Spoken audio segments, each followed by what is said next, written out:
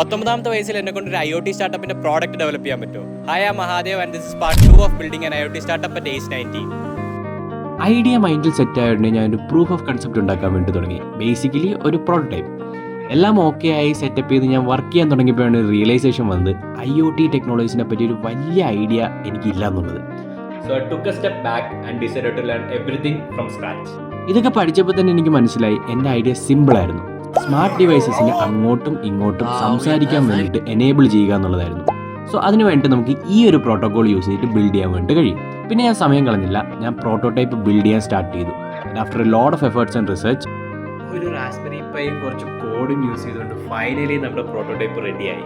Prototype ചെയ്യുമ്പോൾ ഒരു app ഒന്നുമില്ല, പക്ഷെ പ്രൂഫ് ഓഫ് കൺസെപ്റ്റ് കാണിക്കാൻ ഇത് മതിയായിരുന്നു. So I connected everything up and here it is.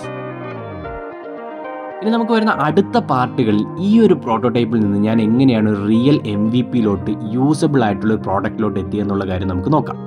So stay tune for that.